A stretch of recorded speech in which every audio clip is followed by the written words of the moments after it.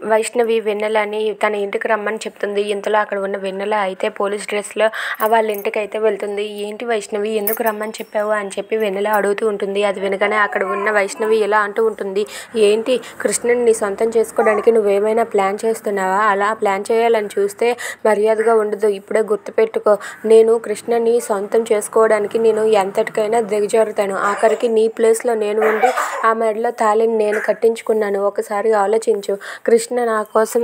నేను కృష్ణ కోసం ఏమైనా చేస్తాను.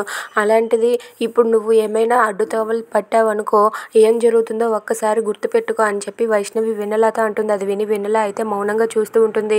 ఇక వైష్ణవి అయితే నీ ప్రేమను నువ్వు దక్కించుకోవడానికి ఏదైనా చెయ్యాలని నీకు అనిపించవచ్చు, కానీ నువ్వేం చేసినా అది నీకు సక్సెస్ అవ్వదు, అది గుర్తుపెట్టుకో అని చెప్పి వార్నింగ్ ఇస్తుంది. ఇక ఈ విషయం తెలిసి రాజశేఖర్ అయితే నందిని దగ్గరికి వెళ్ళి ఇలా అంటూ ఉంటాడు, అమ్మ నందిని, కృష్ణ పెళ్లి చేసుకుంది వెన్నెలని కాదు వైష్ణవిని. వైష్ణవి మెడలో కృష్ణ తాళి కట్టాడని చెప్పి అంటూ ఉంటాడు. అది వినగానే నందిని ఒక్కసారిగా షాక్ అయిపోతుంది. అవునా నాన్న, నిజమేనా అని చెప్పి అంటే, అవునమ్మా, ఇప్పుడు అక్కడ ఉన్నది వెన్నెల కాదు వైష్ణవి అని చెప్పి అంటాడు. అది వినగానే అక్కడ ఉన్న నందిని అయితే, ఇది కదా నాన్న మనకు కావాల్సింది. ఇప్పుడు ఈ విషయం మనం ఎలాగైనా సరే వరలక్ష్మికి తెలిసేలా చెయ్యాలి. అప్పుడు కదా మనం వాళ్ళని ఒక ఆట ఆడుకుంటామని చెప్పి అంటూ ఉంటుంది. అది వినగానే అక్కడ ఉన్న రాజశేఖర్ అయితే ఆనందంతో ఉప్పొంగిపోతాడు. ఇక అక్కడ ఉన్న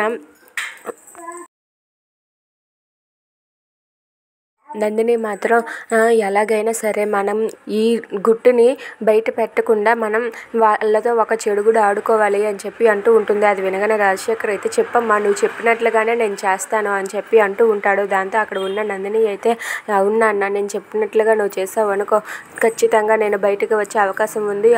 అప్పుడు కదా వాళ్ళకి నేను చుక్కలు చూపిస్తానని చెప్పి అంటూ ఉంటుంది. ఇక వరలక్ష్మికి నందిని నిజం తెలిసేలా చేస్తుందా? If you like this video please subscribe.